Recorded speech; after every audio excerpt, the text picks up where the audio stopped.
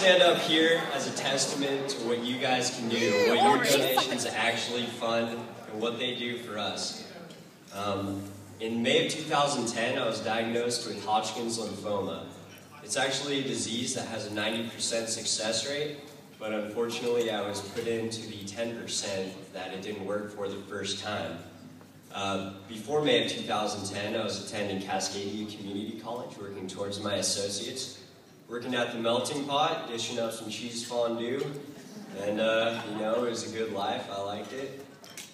But unfortunately, I found a lump in my neck at work one night, went into the doctor, he had an x-ray, didn't like the looks of it, so he sent me in to get a PET CT scan. Now, if you've ever heard of a PET CT scan, it sucks. You basically sit in a chair for about an hour with radioactive glucose running through you, and then you get to lay in a bed for about an hour completely still. Now here's the worst part. I'll mention to you that you have to fast for 12 hours before you do this. Now, if you get an appointment at noon, that means you're not eating till 4. I was 20, come on, I'm hungry. Now, I got the PET CT scan done, and I got a biopsy done on my neck. Now, unfortunately, I did find out that I had cancer.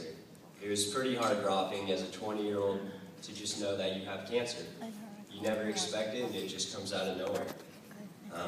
So I went to Edmonds Oncology, and my doctor, his name Dr. Markowitz, is a brilliant man, and he suggested that I start ABVD chemotherapy.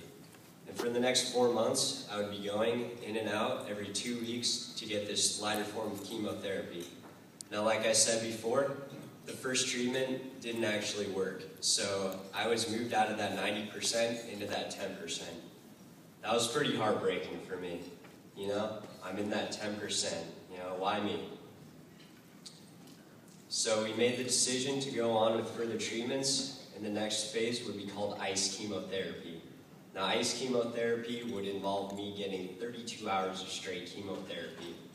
A little rough.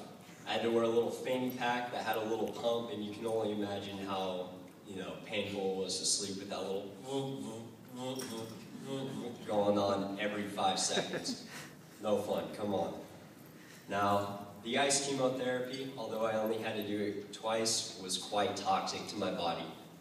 I dropped a little bit of weight, was very pale, didn't have hair. I was not this good looking, come on. So, the thing about this ICE chemotherapy though, they told me right away that if this didn't work, I would have a 20% chance of living. And it didn't work. It was heartbreaking. I was just so thankful though that I had a good family, a good church to support me. I would say that my friends would support me, but as a 20-year-old, the only support you can really get from your friends is a shot of whiskey, handing a smoking device, or a glass of wine. Come on, I got cancer, I can't be doing that, you know? So, unfortunately it didn't work. But fortunately for me, I was blessed enough that 20 miles from my house, I would be doing stem cell transplant therapies at the Seattle Cancer Care Alliance. 20 miles from my house was one of the most world-renowned cancer institutes. Now this place, it's a godsend. I call it the Ministry of Magic. Have you ever been there? It's crazy.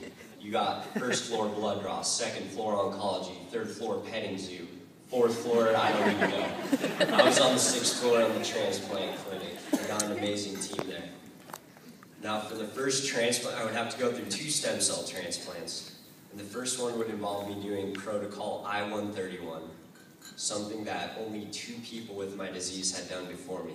It was groundbreaking, and you know, I was a little bit scared, but basically what it was, they take a radioactive isotope, attach it to an animal antibody, and it's supposed to just sail right to the cancer and take it all out.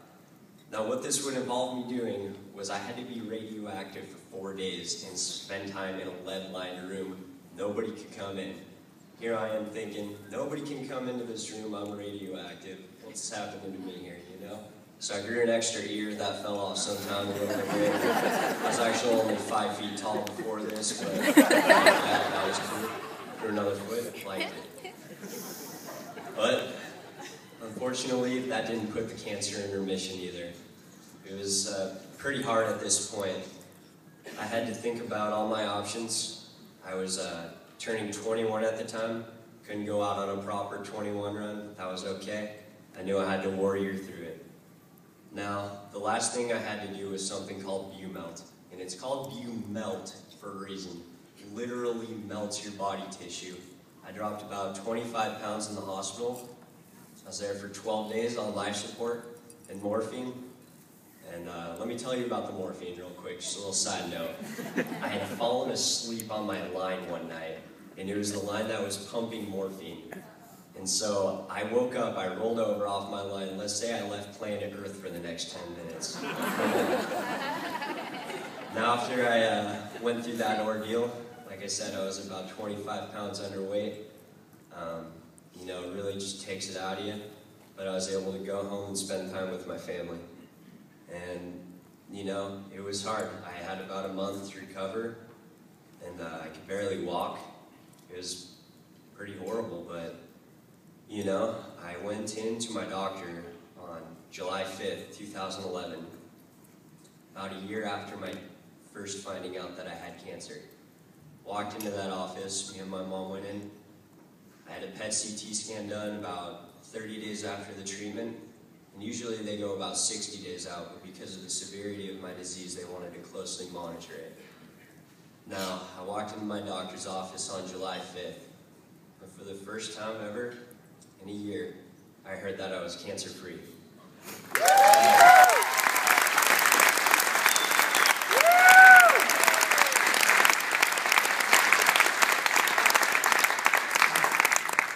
Now, that's just what we're here for. These life-saving processes.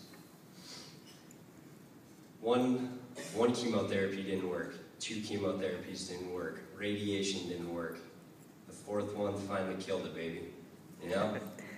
And that's what the Leukemia and Lymphoma Society does. They fund that critical research that helps save my life.